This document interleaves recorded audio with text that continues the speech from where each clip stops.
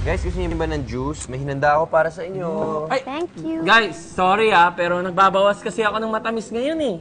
Ikaw, James, gusto mo? Ako rin eh. Alam mo naman, kailangan ko i-maintain yung katawan ko. Nakita mo yung ganda ngayon?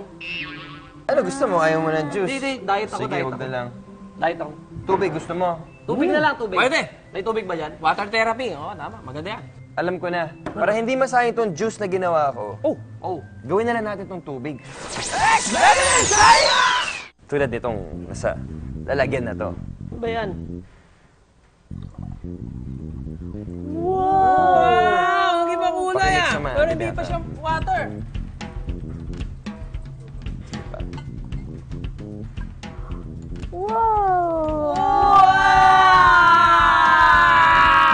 What did I tell you guys?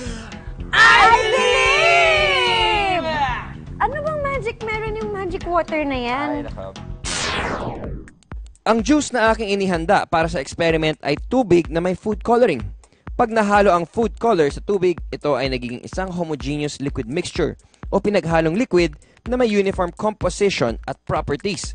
Kaya imposibleng ipaghiwalay na ang tubig sa food color. Ang magic water ay isang homogeneous liquid mixture din na gawa sa water, sodium hypochlorite at sodium hydroxide. Ang karaniwang tawag natin dito ay bleach.